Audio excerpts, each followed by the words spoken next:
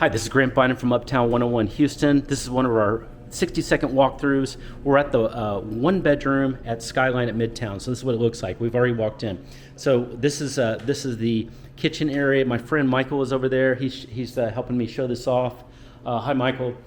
And we've got a great island that's here. So this island is really generous, big size. You can cook on it, you can eat on it. There's a lot to work with there. You've got, wow, cabinets. It's just a ton of cabinets, so a lot of storage. If you cook a lot, this is a great kitchen. And if you don't, it's going to look good. So you can have a good party over here.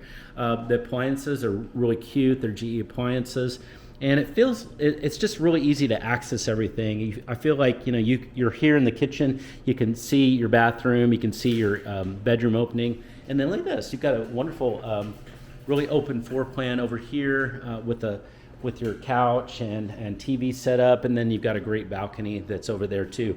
Hey, so we've created about 8 to 10 videos of this property, and I want you to come check out all the videos so that you can see what it's like to live in this property. It's at uptown101houston.com/search, uptown101houston.com/search. You can see the videos on our site, but then you can also sign up for our free service.